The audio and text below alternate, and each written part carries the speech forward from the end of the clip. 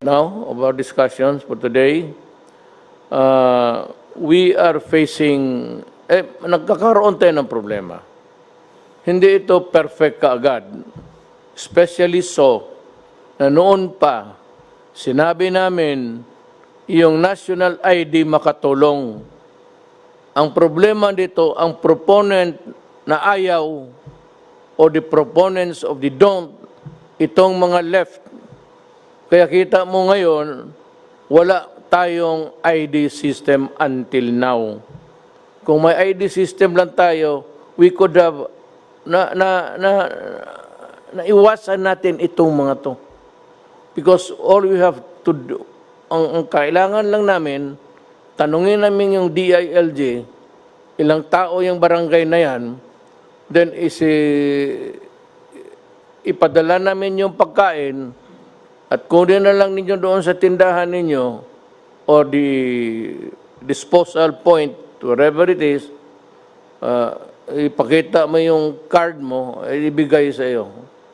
Ngayon, ayaw ninyo, yung iba ayaw magpalista. You are not hindi ka nakatira sa barangay na ito o nakatira ka sa barangay B or C. Kaya nung nagsisensos ang mga barangay, pati yung DILG, kung wala kayo sa listahan, then hindi kayo mabigyan. Hindi na kasalanan yan. Huwag kayong magturo sa gobyerno kasi ginawa namin ng lahat noon pa. Kaya gusto nga namin may ID. Mananiwala naman kayo sa mga left, mga komunista. Sige. Doon kayo maniwala. May eleksyon na dadating. Doon kayo. Kasi mahaba pa to. Yan ang problema. So inaayos namin yan. Gusto ko lahat mabigyan. Ayaw kong may mamatay ni isang Pilipino na gutom. Kaya may another survey tayo. Madalian. Ang dapat yan barangay captain because that is your duty. Inyong duty yan and the mayors to determine sino yung hindi nasali sa listahan at mabigyan kaagad.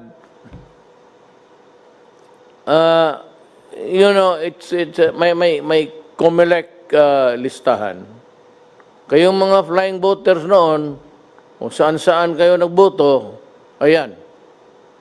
Hindi namin malaman ngayon kung nasaan kayo. Pagtawag, wala naman kayo. So that is really a problem. It is a problem that confronts government. Problema ninyo, problema namin. But kung magdating na tayo sa laro ng sisiyan, the blame game,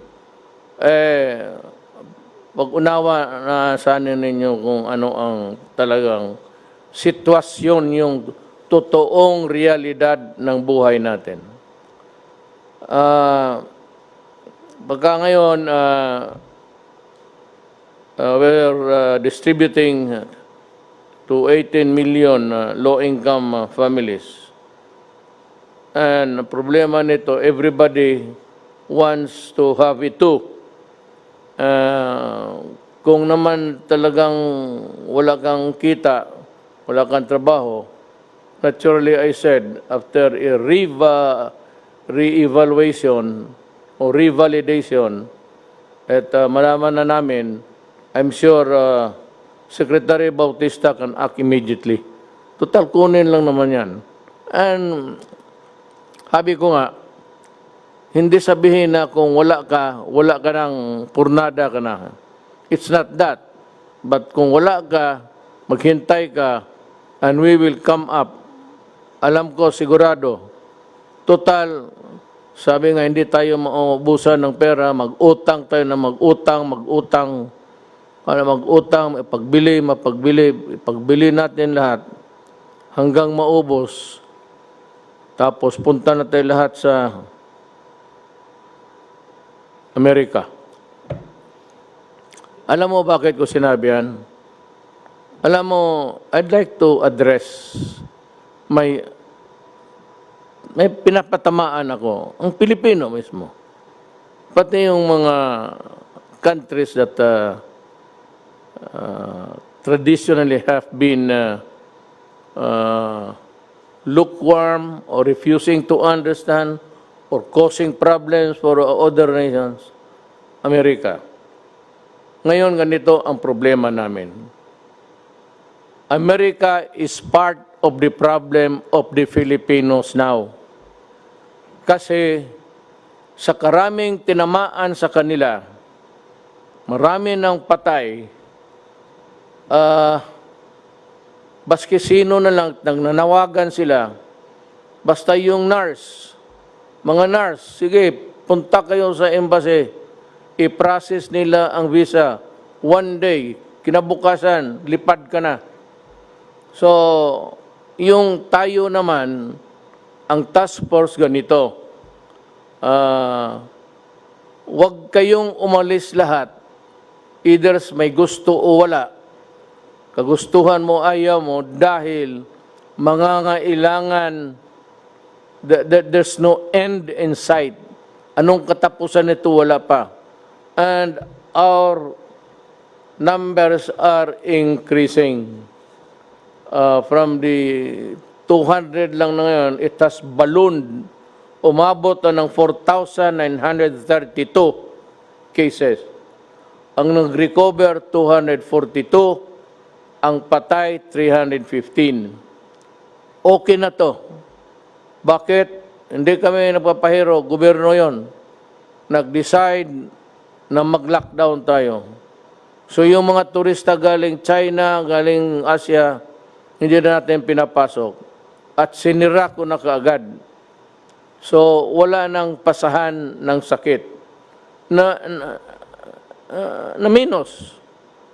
Nakita mo sa Philippines, tayo ngayon ang second. The Philippines has ang patay 315, Malaysia 76, Indonesia 373, Thailand 40, Singapore 8, Vietnam 0, Brunei 1, Cambodia 0, Myanmar 4, Laos 0. Yan ngayon. So, aya-aya ko na sa ibang lugar. Ito, ASEAN lang to. Sa ibang lugar, libo na ang patay nila. And one day, America died about, nung isang araw, 1,000. Yesterday, 2,000 today. Yesterday. Araw yan. So, ngayon, nangangailangan kayo ng nurse. Express.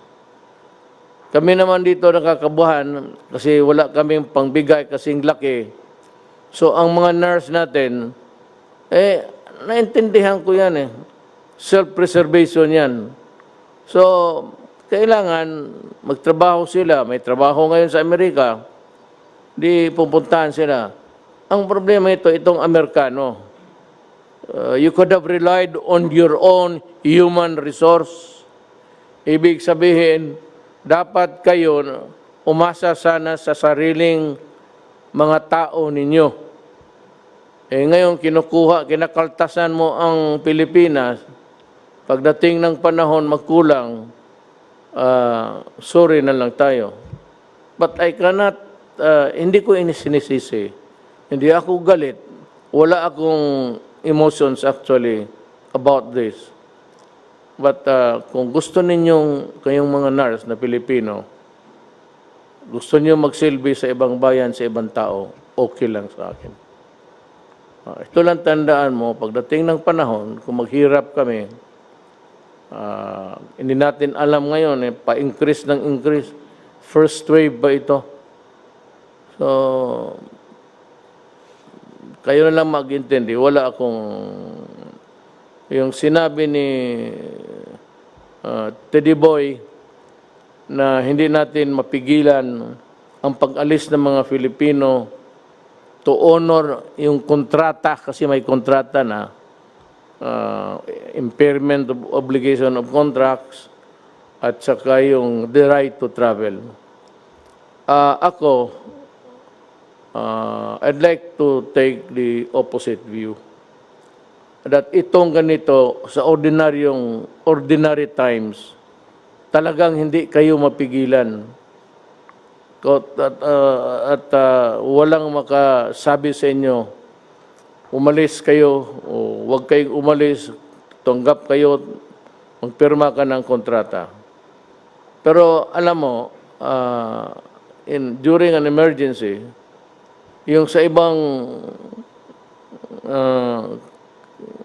bansa, ngayon ng China, pag sinabi ng China, para. Pag sinabi ng China, bukas. Ngayon yung Hubei, saan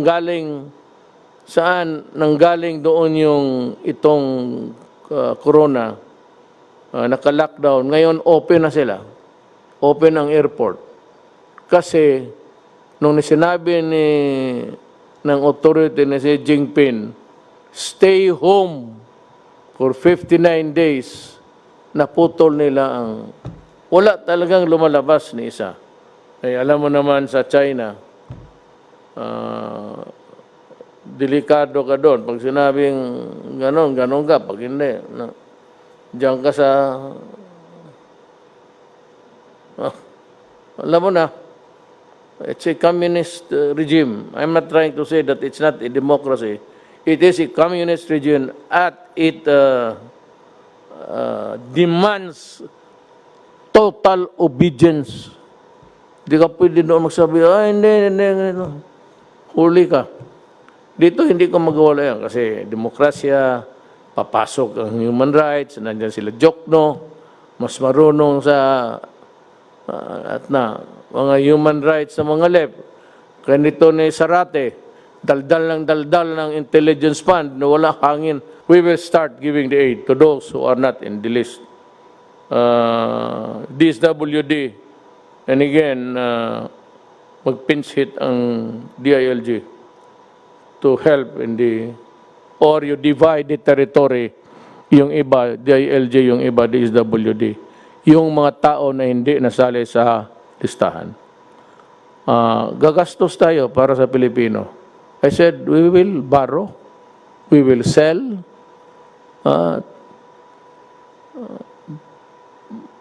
pati sinong gusto yung Mount Apo, maganda yan.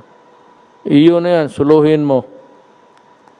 May butas yan doon sa taas, pumasok ka. Maganda ang cave doon.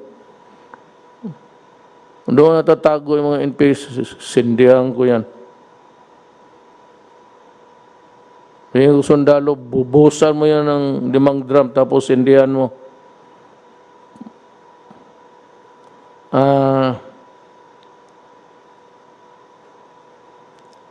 Ika nga, sabi dito, you cannot flog a dead horse.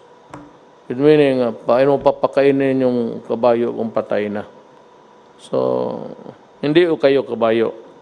Just an analogy. Yung low income, that is the promise of this government that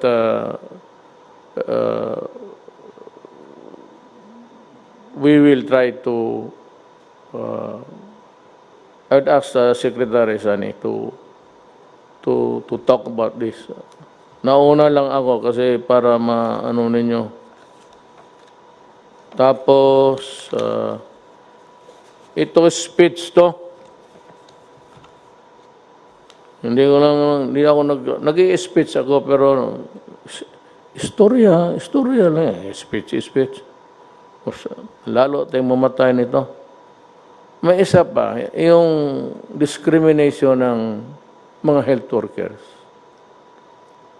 Alam mo, pag tinamaan kayo ng COVID,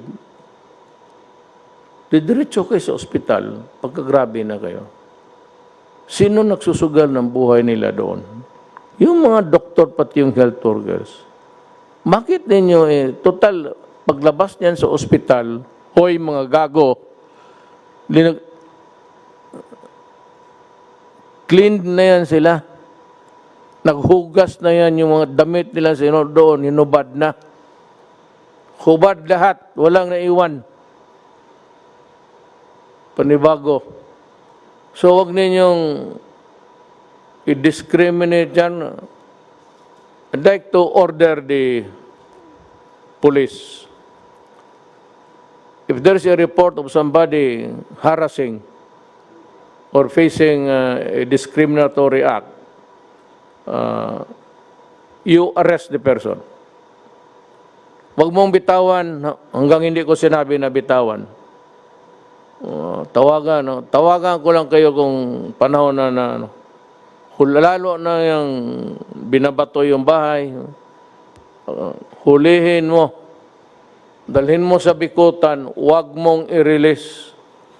Ngayon, kung idemanda ka, sabihin mo, ako, ituro mo sa korte siya.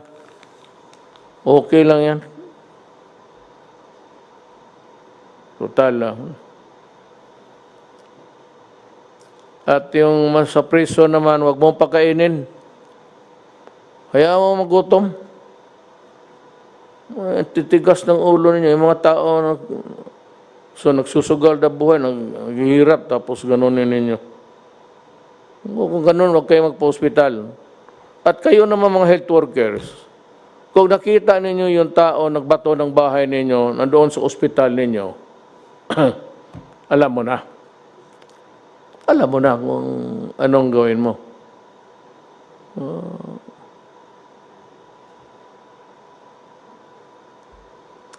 Ang isa pa dito may problema kasi yung reported na corona patients. Ang problema natin yung not reported tapos namatay sa mga bahay-bahay at hindi ninyo alam COVID pala ang, corona pala ang dahilan, o ayaw ninyong sabihin kasi hindi kayo makapagburol ng matagal o nahihiya kayo. Sa tatlong ito, ilagay mo talaga ang bayan mo sa alanganin. Kaya hindi matapos ito kung ganun. So again, it behooves upon the barangay captain to see to it that kung sino yung namatay, siguraduhin lang pagsabi heart attack. Kasi kung walang pinagsasabi din na testing kaagad. Yung pamilya mismo na yung namatayan, testing kaagad. At kung malaman ko na namatay sa corona, kunin ko yung patay, at sa gusto ni Diyos hindi, magagalit kayo sa akin, wala na rin akong magawa, trabaho ko yan, dalhin ko yan doon sa crematory, sunugin ko. Yan ang trabaho ko. Maganda pakinggan sa inyo, okay na, papasalamat ako.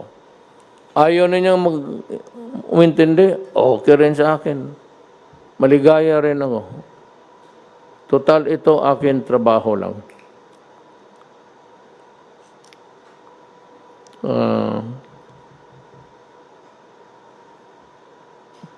Yan means yung cruelty. Not at this time. We need to treat the sick.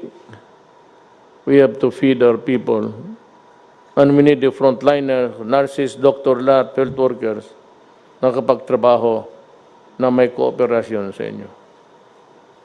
Sabihin ko sa inyo, hulihin kayo, dalhin kayo sa bikutan, at huwag i-release. Hanggang ngayon hindi matapos ang COVID. Bahala kayo sa buhay ninyo. Hiningi ninyo eh. Nang itong pagkukulang, may mga medisina kasi, o yung mga kits, testing kits, na kailangan natin. Maybe Joy Concepcion will explain it to us. Tanggalin mo lang yung kanang mamatay, mayaman ka naman. Maraming pera. Mr. President, so... Sandali, tapusin ko lang itong, kunti na lang. itong namatay, na hindi tinanggap ng 6 na hospital. I don't know if this is true. For example, there's a patient in the city of Cabanatuan who was refused admission by 6 hospitals. Alam mo, guys, alam ninyo mali yan. So, pag totoo yan, I will really ask the Justice Department to prosecute you. Kasi alam ninyo na hindi pwede yan. Especially the government hospital. Mayroong gobyerno. You could have just look for a house there na o kwarto kung saan adjunct dyan sa ospital at sanitize na ninyo at doon ninyo nilagay. Paano yung mga Pilipino na ganun? Kaya lahat na magkasakit, heart attack, appendicitis, pumutok ang kung anong puputok dyan, pumutok yung utak, especially government hospital, my order is must accept admission. You fail on that, I will relieve all of you sa hospital. And you consider yourself suspended because the written order will follow. Itong sa swab, mayroon nga noon sabi hindi mabili kasi ito, ganito, kulang sa health assessment. So we do not have that certification and I cannot wait until all Filipinos die. Sabi nila, hindi daw, and there are some objections ng mga immune doctors. Look, if you have a better way of dealing with the problem, tell us, please. Kung kayong mga left, may mabuti kayong paraan, sige, kayo dito. Sabihan ninyo itong mga trabahante, sila General Galvez, Sonny Dominguez, and we will accommodate you and do exactly what you would advise us to do. But if you do not have a better way of dealing with this problem, then I said, kindly step aside and keep quiet.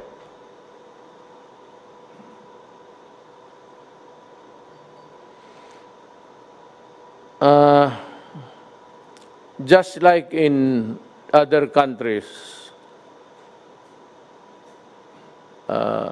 yung iba na sumunod talaga, kagaya ng Korea, yung may disiplina na bayan, alam mo, medyo humina sila. Pero sa Amerika, kasi maraming hindi rin nagsumusunod, at Pilipinas, hindi tayo bumaba. Tumaas tayo from a few hundred to 1,000 now, 4,932 as of 4 p.m. today. Ngayon, April 13 at 4 p.m. The record stands like this. Number of cases, 4,000. Ulitin ko ito para papasok sa utak ninyo. 4,932. Ang nag-recover, 242. Ang patay, 315. Mas marami ang patay kaysa naka-recover.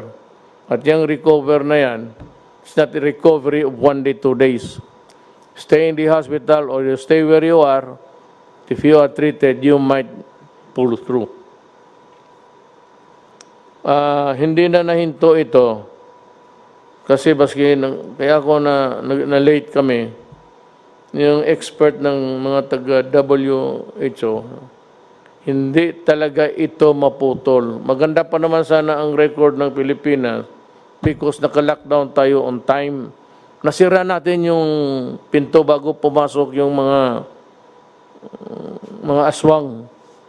Pero may pumupuslit yung sumusugal pupunta na magsugal, mag-inom, o kaya sa palengke, there seems to be a lack of uniformity in the matter of enforcing the distance rule, yung social distancing. Alam mo, pag hindi natin ito susunod, walang mangyari. Wala talaga mangyari. Kami dito, salita ng salita hanggang makuha rin namin ang COVID. Baka una kaming mamatay, pero hindi talaga ito makatulong sa Pilipino. Huwag munang lumabas ng bahay. Ang buong mundo, pera sa China, doon si Hubi, doon nag-umpisa yung Hubi, nag-umpisa yung kuwan. Ngayon, ayos na sila. What a, anong tawag na ito? How would I,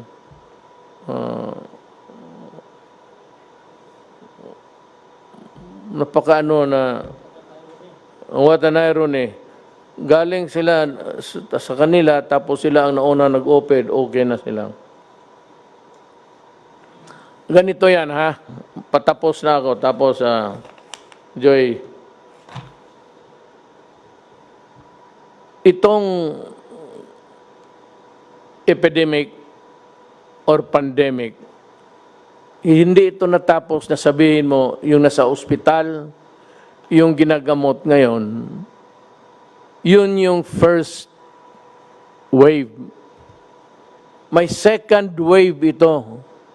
Yung mga tao nung kakakahawa lang o noon sipon pa lang, tapos ginagamot na itong nauna, yung iba namatay, yung iba na lumusot, yung iba hindi pa masyado, yan ang second wave. Tapos kung naubos na yan, meron pa talang third wave. Ganito na lang, para maintindihan ninyo. Kung ako ang nagbibenta ng mangga, ang order ko sa mga supplier ko, bigyan mo ako ng hinog ready to eat, ready for serving. Tapos, bigyan mo rin ako yung hindi masyado hinog, yung green, yellow. Kasi pag natapos na ito, itong mga hinog na to, within 2-3 days, mahinog na rin ito, yun ang ipapasok, yun ang second. Ang third, yun yung mangga na talagang green pa. Wala pang yellow, walang kulay pa. Ito yung third wave. Pag nabinta mo na itong second wave, ito yung third. Ganon ang epidemic. Habang namamatay yung unang tinamaan, ospital, bahay, yung iba na nahawa lang, bago lang, yun, sila ang second wave. Tapos yung third wave, yung panghuli. Pero paliit na yan. Yan ang ibig sabihin kung bakit kayo i-maintain ninyo ang social distancing or the distant rule. Ngayon, ang mga mayor nito, nung una kong nakita sa palengke, may tigabantay, tapos parang, sige, ikaw ang sunod. Parang sa bangko, tapos nakapilaw, ikaw naman.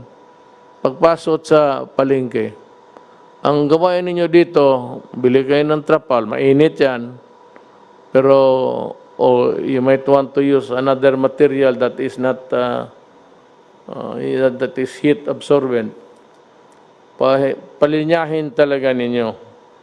Kayong mga mayors, huwag kayong maglaro.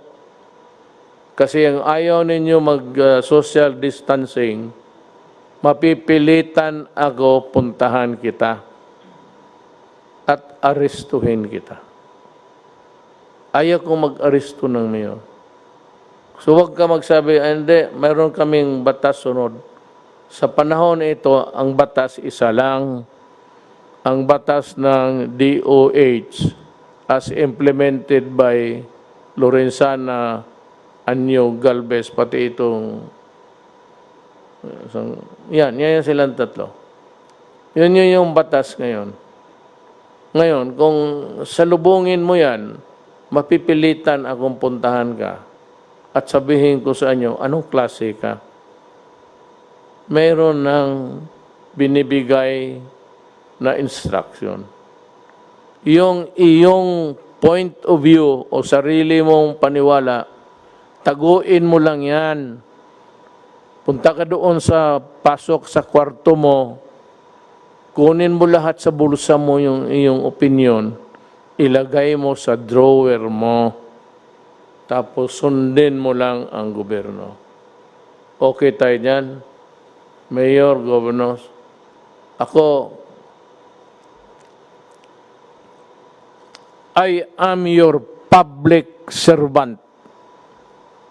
Kayong mga mayor, bata-bata lang ninyo ako. Utusan ninyo ako kung anong gusto ninyo. Basta makapabuti sa bayan, gagawin ko. Huwag kayong mag-alala, hindi na politiko. Mula rin akong silbi na pag-retire ko, wala na akong gawin eh. Nandiyan na lang ako sa bahay. Hindi na ako makalakad. Kasi maglakad ako, magsabi si Hanelir, "Oh, saan ka? Wala ka namang appointment, bakit ka labas ng labas?" Siguro may hindi ka talaga nagkamali. Pero hindi ka naman makalabas. Away lang. Huwayin ka ng anak mo babae, magsumbong eh. Wala yung dada mo, gusto na. Ay, pag pumurma na yung anak mo, wala na. So, huwag ninyo ako, ready to go. At sana hindi ako magpapakulong. Pero ito tatandaan ninyo, Pilipino, ayaw ko talagang kulungin kita. Baski ako dito, kinulong ako. Mabuti kayo, wala kayong gwardya. Akala ba maniwala itong gwardya ko? Sabihin ko yan sa alam, minsan pagalitan mo, pati yung mga anak ko. Ang sagot sa amin, "Sir, ang trabaho namin, hindi ikaw." Batas eh. Sinusunod lang namin ang yung inuutos ng batas sa amin. Eh, kung ikaw gusto mo pagkamatay, hawakan ka talaga namin. Pero pag naasar kami, itutulak ka talaga namin sa Pasig. Kaya gano'n, meron ng, I cannot mention the pharmaceuticals, the giants. Pero meron na ako nakapaggumawa ng antibody. Yung antibody na hindi galing sa tao. Yung kasing yung antibody na mag-fight ang ang sarili mong antibodies, tapos ma-overwhelm na yung kalaban, yan, gawa ng katawan mo. Mukhang ito sa basa ko, wala akong ginawa, hindi magbasa, makinig, inutusan ko sila, hindi ba na marunong ng hanggang pindot-pindot lang ako. Meron ng medisina, antibody ang isang giant pharmaceuticals. Tapos naghahabulan sila.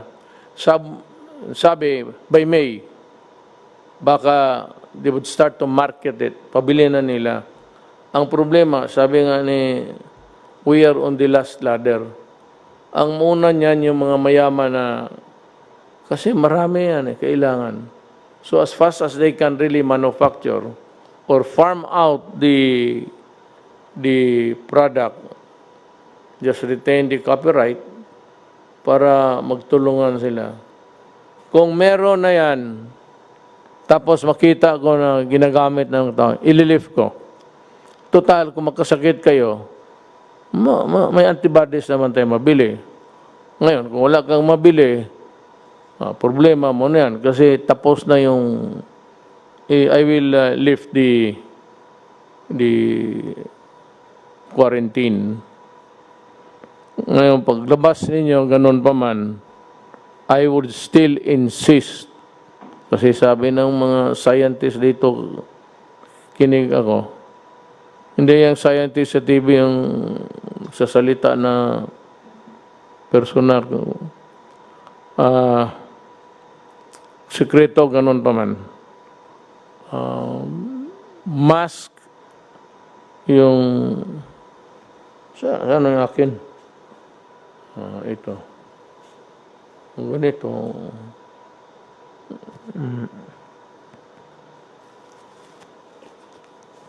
Mask. Alcohol. Pati maghugas. Hindi na yung sabon na ordinaryo. Basta soap and water. Okay na yan.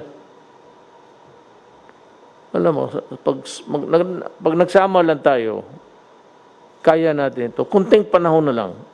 Alam ko, igit na kayo na makalabas. Pag lumabas lang itong antibody na gawa nila sa labas, parang inumin mo, parang kung baga sa bakterya pa, antibiotic, sisirain niya.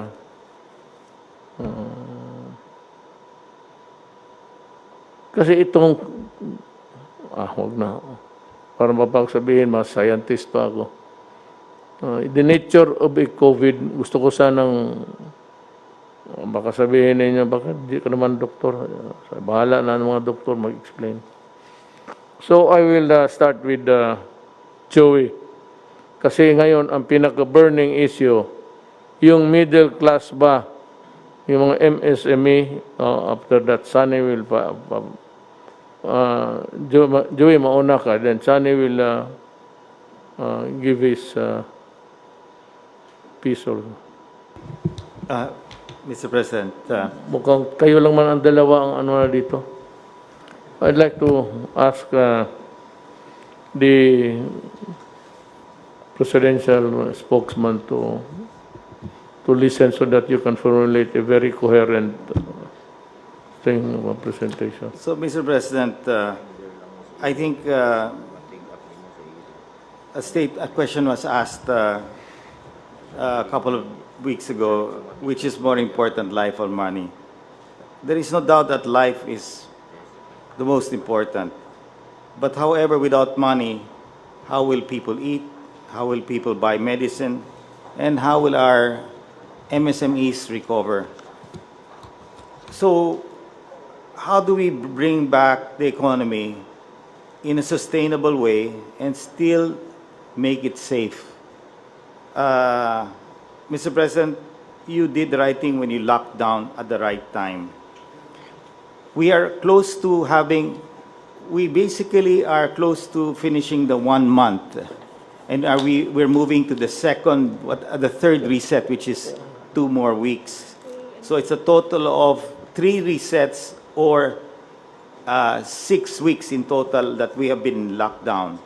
And I think now is the time that we should really look and plan on how to gradually shift towards reviving the economy, because in the end, social amelioration cannot last forever. We have to bring back the jobs. For confidence to be brought back, I think they have to see that our numbers of the number of people getting infected are starting to taper off and go down.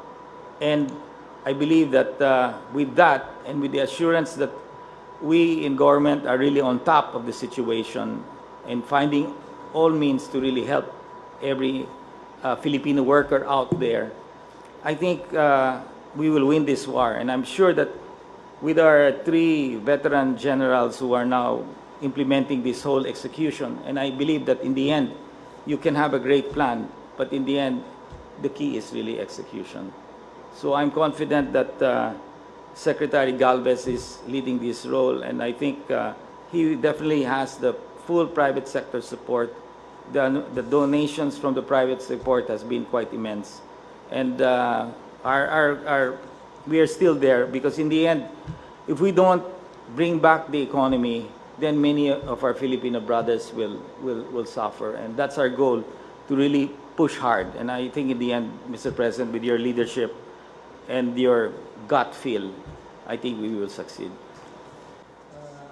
Thank you, Joy. I hope I'll have the time to review your suggestions,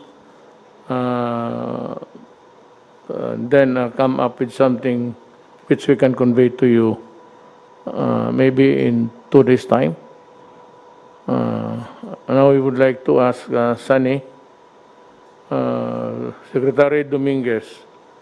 He has a lot for you. You just listen. Itong Thank you very much, Mr. President. First of all, thank you for, again, being very decisive and protecting the Filipino people against this COVID. I had a meeting with the World Bank a few days ago, and they said that your decisiveness in first reducing the number of people coming into the Philippines in February, and then in March, followed up by the lockdown, probably has saved 100,000 lives in the Philippines. So again, thank you for being so decisive. This is the trade. This is the real trade-off. How many people are going to get sick, and how many people are going to die? So I said this is just the first pass. It took us 2 weeks to get this thing done. I asked the private sector to do it because they have actuaries, they have access to data, but they have not come out with it. So I'm not saying this is the final. I'm just saying this is the beginning of a discussion. Good evening po, Mr. President, Senator Yes, sir. Go, and cabinet members. This will just be very quick. So the proposal is we provide small businesses with a wage subsidy. And I will just discuss quickly the rationale, background, the proposal, key features, and what else we are proposing to help them with. So on the rationale, Mr. President, basically we are going to help the middle class because in one of your speech a few days ago, you wanted to help the middle class. And so we have proposed a program to help the middle class. And the middle class, Mr. President, works in the formal sector. So apart from the 205 billion pesos na binibigay po natin sa mga informal sector or low income, we are proposing to give 51 billion pesos to the employees of small businesses. So that is the first. The second is we will improve upon the social amelioration programs because yung proposal po natin is automated, hindi manual. So mabilis at ipapaliwanag ko po mamaya. Pangatlo po is dadaan po tayo sa data ng SSS and BIR kasi formal sector. Dapat ito po yung gawin natin so that we can target better kasi alam natin kung sino sila at i-incentivize po natin yung better compliance. Kasi yung mga nagko-contribute ng tax at ng SSS, yan po ang unang tutulungan natin. On the background, from March 15 to April 30, we placed Luzon in an enhanced community quarantine. And the rest of Visayas and Mindanao actually followed in various forms. Basically, ang nangyari po is this led to a shutdown of most businesses except yung pinayagan ng interagency task force, yung mga pwede mag-operate on skeletal or yung mga essential para magbenta ng pagkain, logistics, supermarket, drugstore. Ang epekto po nito, there are 1.6 million small businesses in the informal sector. 436,000 po napilitan magsara. Yung 1 million skeletal force, so ibig sabihin 50% or yung iba mas konti. At 117,000 lang yung pinayagan po natin na magbukas para magbenta po ng pagkain, ng mag-tracking or so on. Ang apektado pong workers ay 3.4 million. These are the middle class, whether low middle class or medium middle class. Yung 2.6 million na po ito ay nasa BIR Alpha List. Ibig sabihin yung employers po ay nagko-comply with the BIR submissions. So yan po ang unang tutulungan natin.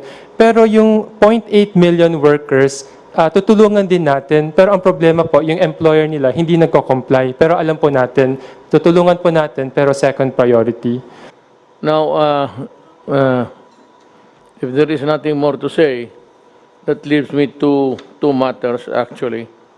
One is that I would advise the checkpoints not to be dismantled, especially by the police, but this is my order. Do not stop motor vehicles carrying food and other vegetables from the province. Wave them through and do not delay their journey because people are waiting for the supplies. Second is that there is a kind of a raucous now regarding the procurement of the PCR testing kits of 900 people. Censure kits and other kits, inactivation supplies, PRC consumables, 7 PRC machines, 10 automated extracting machine, and 10 biomedical freezer, additional equipment for subnational and regional testing laboratories. Kasi itong ano dito,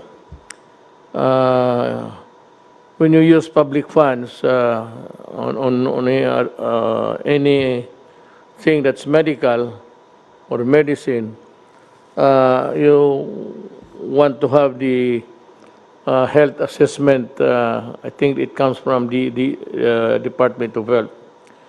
But unfortunately, until now, they're still debating on the efficacy of the rapid test we would like to buy.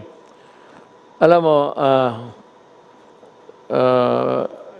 there is no FDA ruling yet because they cannot act on it without the assessment, health assessment of maybe the entire country before they would act on it, ang FDA, which I can understand. But yung assessment na galing sa DOH or a section of that department handling the assessment of the entire health spectrum, it's been there and nobody seems would like to act on it with in a jiffy. Parang ano pa sila, dalaw-dalawang isip. And there's a rule that we cannot use public funds to buy medical supplies, medicines, without the FDA signal. So, there's a hostage yung mga rapid tests we would like to buy. I will take the risk. I will order the health department and everybody. In the meantime, private sector is doing it. Maybe we can take over someday or do it all together with your help. I am clearing the way by ordering the purchase. Total, walang FDA local.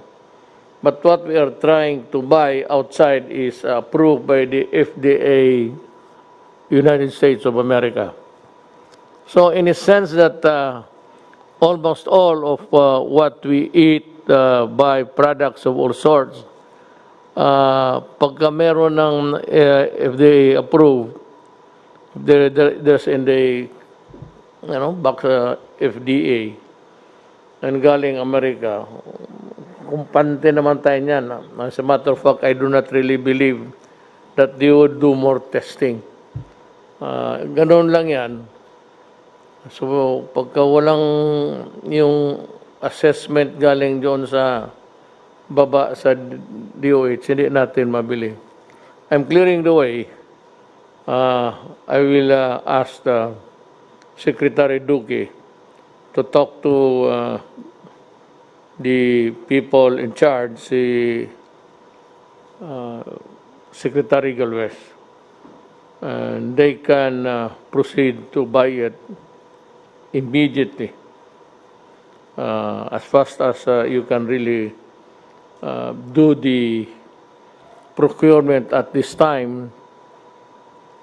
Take note of the fact that we are all in this, the entire world. We might not have the supply. And also my fear that kung nandyan yung antibody, of course, the rich nations will get it first before we can. And that I placed a condition there na kung nandyan na yung antibody available na sa market dito and that's being sold in quantity, in numbers, then I'm inclined to maybe at that time lift the lockdown. Yes, Secretary Nograles. Mr. President, we might have a solution to the problem. Yung limitation po natin is because of the Universal Health Care Law. And the Universal Health Care Law specifically provides na yung DOH and PhilHealth cannot procure unless may approval ng HTA Council. Ito yung HTAC, yung Health Technology Assessment Council. But nothing will preclude, Mr. President, any other agency from purchasing. So, hindi lang pwede ang DOH at PhilHealth, but because we're in the state of calamity, OCD can purchase.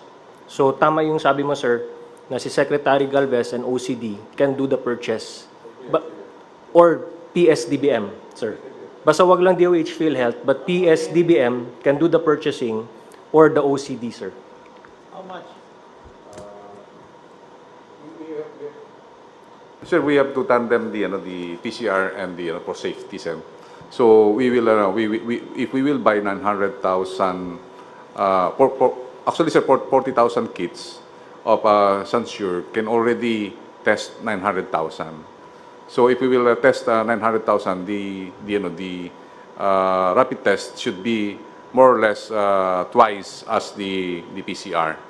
So the PCR that we will be buying worth 3.3 billion to include all the capacitation of more or less 28 nationwide accredited civilian and private government hospitals, because we believe in your briefing. 2 million. Uh, 2 million. to- Test 2 million. Yes, sir, 2 million. Actually, we will test on a rapid test, 2 million, and 900,000 for the PCR for the confirmatory. So that's the we have to have really to have a safety for the false positive and false negative with the PCR, and also in order for us also to test the efficacy of the rapid test. So that's the point, sir, that we have to really to buy both. The PCR and all the automated retraction and including the freezer, it costs us 3.2 billion. I already submitted it to PSDBM for the immediate procurement. The rapid test we have not yet because we have to sir, we have to be careful. There are rapid tests that sometimes it really gave us a false sir. Merong mga rapid test na sir na kailangan natin talaga na FDA approved. Sec, I can answer that.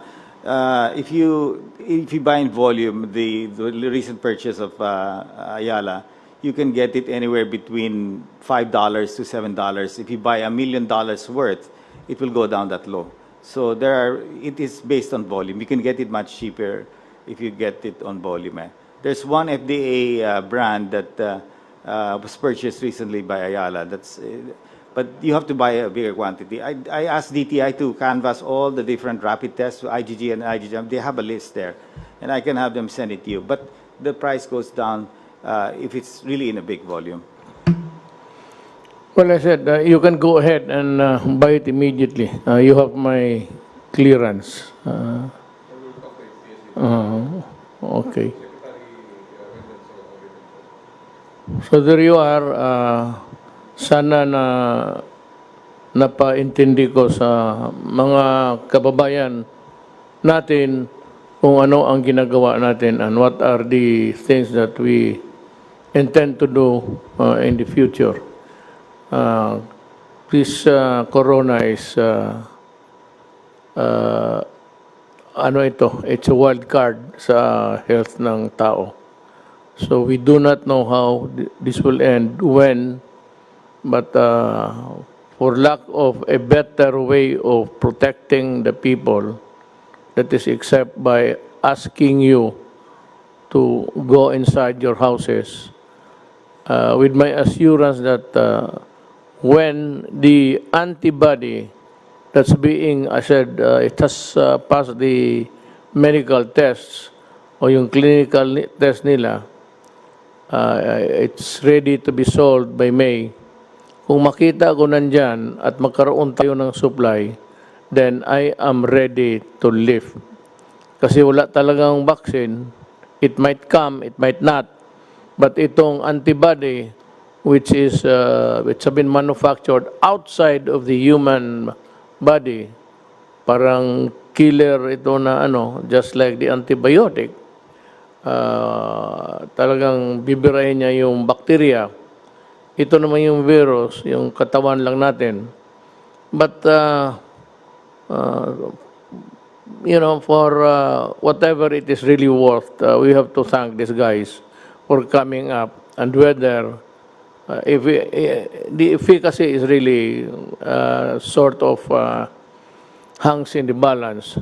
But with the assurance that they have tested it medically, I am sure that we're able to come up with something, buy it, and if I think that it is really there for good and can help people, then I am ready, I said, to lift the lockdown.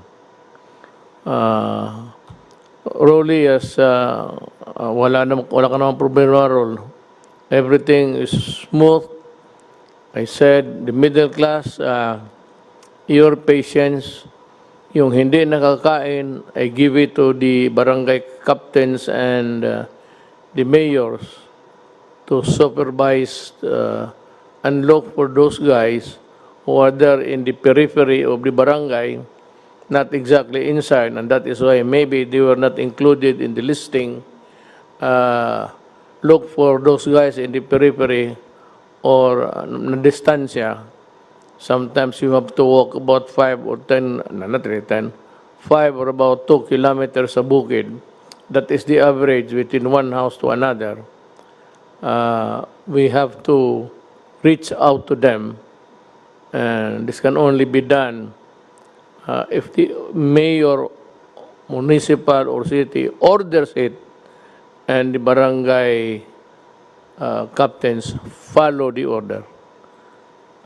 Then we would have shortened everything, as explained by Mr. Concepcion, Joey. Things might go all right for this country. So I'd like to thank everybody, and if you still have some, let me see, itong dagdag, they come in. All that I ask is that you wear a mask, one that's durable, one that is, hindi yung laylay, ay yung iba nakasabit na lang dyan sa ilong ninyo, it is not sealed, hindi mo well, at least itong paggamit nito, sabi ni ito, as demonstrated by Dr. Dominguez kanina, ganon mo, parang naistisilyado mo. So, hindi magpasok yung higpitan mo lang kunti dito. And be sure to, matanong ko muna, do we have enough masks for the entire country? Sir, the Indian community and also with the Indian chamber just bought 6 million masks. And I believe when they donated to us 150,000 masks, they are planning to buy it again to China. So they already distributed it. Yeah, see, Rex Daniari is planning to bring, he bought 2 planes, he's looking at bringing another plane. I don't know if I have to say this, but I have a sort of a note from President Xi Jinping expressing his full support for us at this time and citing what we did to help China and, of course, to erase not really erase, but to counter the malign that they were suffering at this stage. Hindi naman lang kasalanan galing yung who would really want to invent a microbe to kill humankind, pati yung iyo. So he says that they're ready, and I would like to thank President Xi Jinping for his support. At kung galing lang China, wala kayong problema. I think we can have the priority anytime. It's in the other countries producing the antibody. But if China catches up with them, the okay na. Then maybe a miracle will happen and civilization is back on its feet. That is how I see it. So, mga kababayan ko, ginawa namin lahat ito. One is that I really do not want to see a single Filipino dying of, lalo na yung mga bata. So, again, at the risk of being redundant or repetitious, again, I would like to say that go out and seek the hungry before they die. And for itong mga, actually, I do not know if it's still applicable. It's a poor man's standard. Nobody should be offended by this because that is what we have been using even in our speeches in public. Alam mo kasi, unfairly though, I don't know if it is the classification still good, pero ang ating society, in terms of wealth or was the capacity to hold the money, ang number one is the class A, group A, which are really the billionaires, the Ayalas and all of them. Good for them. And the second is class B, still the millionaires, but not as rich and not as powerful as class A. Then we have the C, class C. I don't know if this holds, if this will hold true until now. Ang class C, yun yung mga mayaman na nakapagbili kung kotse, bago, bahay. Ang class D, you have to divide this. Upper D, yung may mga trabaho at wala masyadong utang. At ito namang lower, class D, lower. Dalawa yan, division, na kailangan talaga ng tulong. At yung nagbabayad, I said that it was Governor Remulla who suggested it first. It was just also a prayer to government na this group or this class of people should be looked into and receive assistance. So I said we study and we might be able to produce the money. Sunny is doing his best, and I said, ang ano lang is we can still borrow, but pag wala na, then we start to, kung ano yung mga bagay-bagay natin. Kaya nga meron kang ano dyan to save for the rainy day. I mean, everything is almost gone, and there is nowhere a source that you can find. We can always start selling the properties.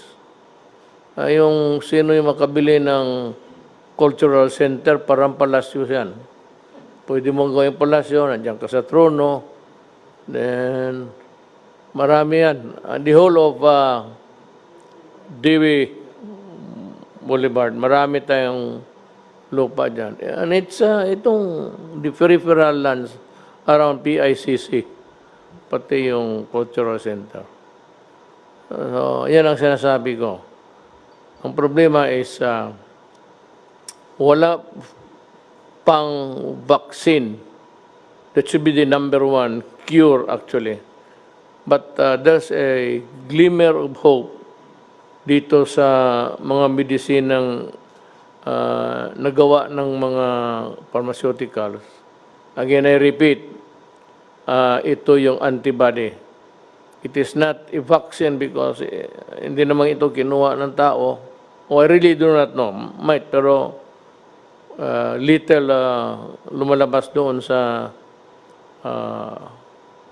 data na binibigay dyan sa mga media outlets. Pero pag nandyan na yan, at siguro na tayo. So with that, I'd like to thank everybody. Still, my salute, my snappy salute goes to the health workers, mga doctor, nurses, and we will protect you. We will find a way of, pagkagabi na, and you are still far away from your home, kasi hindi naman you are not delivered or conveyed hanggang hagdanan. So ito lang magawa ko sa lahat. If you are still about a kilometer away, na malayo ka, at may makita ka ng pulis, parahin mo. Tumingin ka dyan sa gitna, at sabihin mo sa pulis, magpahatid ka. So, the PNP is put on notice that kung yung mga ganon, hindi naman stranded, there are few public motor vehicles running at saka yung may mga franchises, most of them are also inside their houses or has taken off for a vacation. So the police should come in. Yung mga health workers, may card man yan na naglaklakad, tanungin ninyo kung kaano siya kalayo at pasakayin ninyo. Give them a lift and deliver them to the house. Galing terminal, hindi naman deliver yan tao por tao sa bahay. Bababa sa terminal, and if you feel that you have to walk, you really have to walk. And if you feel tired or just want to go easy, you flag down any police, military or police. And my order is this, give them a lift. Tumulong kayo sa kapwa-tao natin. These guys are important in our fight because without them, all is lost. So again, I ask for everyone's cooperation. Maraming salamat po sa inyong lahat.